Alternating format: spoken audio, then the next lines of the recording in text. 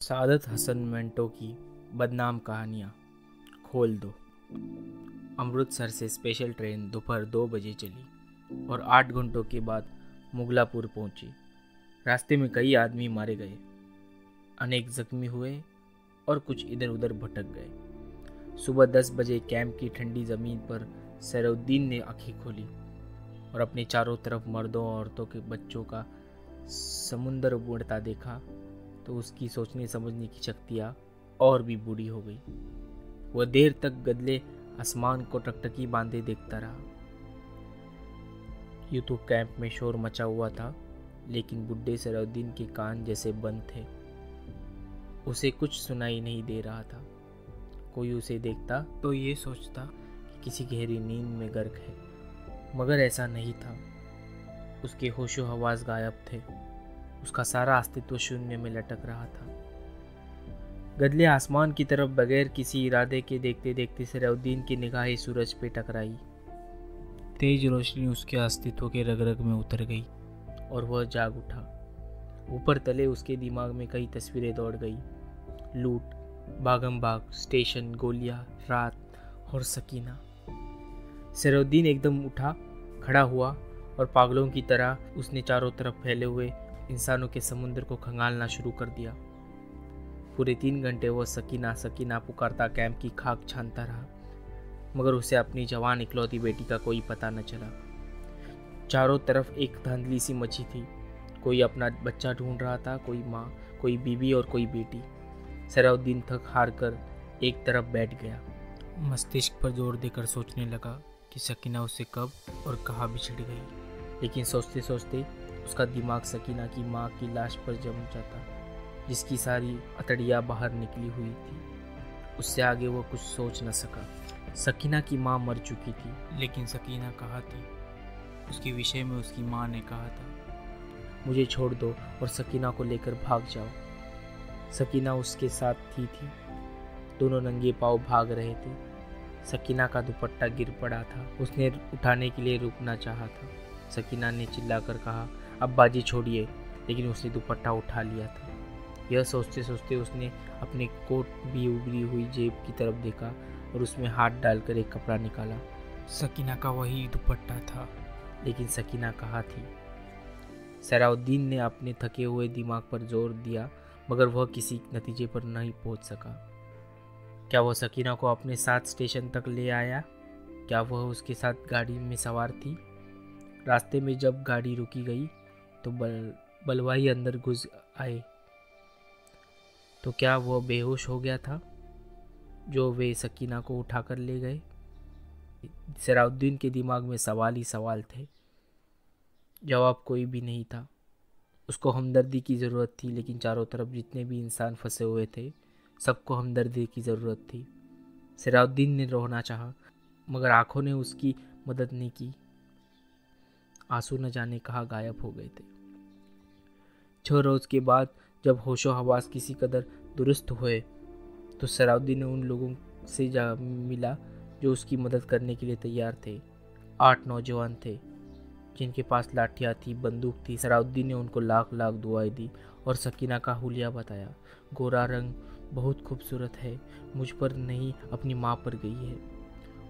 आंखें बड़ी बड़ी, बाल स्याह, दाएं गाल पर मोटा सा तिल, मेरी इकलौती बेटी है, मुझे ढूंढ लाओ, खुदा तुम्हारा भला करे। राजाकार नौजवान ने बड़े जज्बे के साथ बुढ़े की सैरुद्दीन को यकीन दिलाया कि उसकी बेटी जिंदा हुई तो चंद ही दिनों में उसके पास होगी। 8 जवानों ने कोशिश की।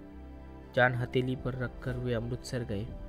कई मर्दों और बच्चों को निकाल कर उन्होंने सुरक्षित स्थानों पर पहुंचाया। 10 रोज गुजर गए, मगर उनकी सकीना कहीं नहीं मिली। एक रोज़ इसी सेवा के लिए लारी में अमृतसर जा रहे थे। छरहा के पास सड़क पर उन्हें एक लड़की दिखाई दी। लारी की आवाज़ सुनकर वह बिदकी और भागना शुरू कर दिया। रजाकारों ने मोटर रोकी और सब के सब उसके पीछे भागे। एक खेत में उन्होंने उस लड़की को पकड़ लिया। देखा तो बहुत खूबसूरत थी, दाएं गाल पर मोटा सा तिल। एक लड़के ने उससे कहा, घबराओ नहीं, क्या तुम्हारा नाम सकीना है? लड़की का रंग और भी जर्द हो गया। उसने कोई जवाब नहीं दिया, लेकिन जब तमाम लड़कों ने उस दम दिलासा दिया उसकी दहशत दूर हुई और उसने मान लिया कि वह सराउद्दीन की बेटी सकीना है।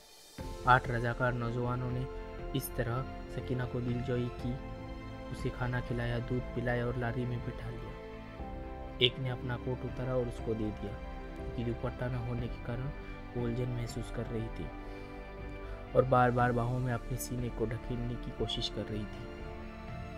कई दिन गुजर गए, सराउद्दीन को सकीना का कोई खबर नहीं मिली। वह दिन ब दिन विभिन्न कैंपों में, दफ्तरों में चक्कर काटता रहा, लेकिन कहीं भी उसकी बेटी का पता न चला। रात को बहुत देर तक उन रजाकार नौजवानों ने कामयाबी के लिए दुआएं मांगता रहा, जिन्होंने उसको यकीन दिलाया था कि अगर सकीना जिंदा हुई तो चंद दिनों में वो उनके पास होगी। एक रोज़ सराउद्दीन ने कैंप में उन नौजवानों रजाकारों को देखा। वे लारी में बैठे थे। सराउद्दीन ने भागा भागा उनके पास गया। लारी चलने वाली थी। उसने पूछा, बेटा, मेरी सकीना का पता चला? सबने एक जवाब देकर कहा, चल गया, चल जाएगा। और लारी चल दी। सराउद्दीन ने एक बार फिर उन नौजवानों की कामयाबी के लिए दुआएं मांगी। उसका जी किसी कदर हल्का हो गया।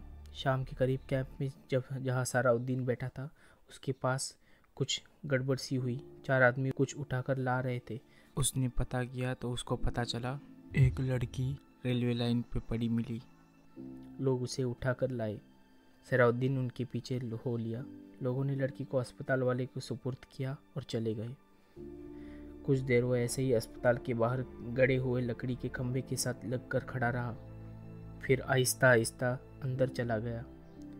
कमरे में कोई भी नहीं था। एक स्ट्रेचर था जिस पर एक लाश पड़ी थी। सराउद्दीन छोटे छोटे कदम उठाकर उसकी तरफ बढ़ा। कमरे में रोशनी हुई। सराउद्दीन ने लाश की जर्द चेहरे पर चमकता हुआ तिल देखा और चिल्लाया, सकीना। डॉक्टर, जिसने कमरे में रोशनी की थी, सराउद्दीन से पूछा, क्या है? सराउद्दीन के हलक से सिर्फ इस कदर कर निकल सका, जी मैं इसका बाप हूँ। डॉक्टर ने स्ट्रेचर पर पड़ी लाश को नब्ज टटोली और सराउद्दीन से कहा, खिड़की खोल दो। सकीना के मुर्द जिस्म में जंबिश हुई। बेजान हाथों से उसने अंजार बंद खोला और सलवार नीचे सरका दी। बूढ़ा सराउद्दीन खुशी से चिल्लाया, जिंदा है, मेरी बेटी जिंदा है। डॉक्टर सिर से पैर तक पसीने से गर्क हो गया। इससे आप अंदाज़ा लगा सकते हैं कि उन रजाकारों ने इस दंगों का फ़ायदा उठाकर इस लड़की के साथ कितनी बार बलात्कार किया होगा। ऐसी और स्टोरीज़ के लिए आप मेरे चैनल को सब्सक्राइब कर सकते हैं और इस स्टोरी को शेयर कीजिए, लाइक कीजिए।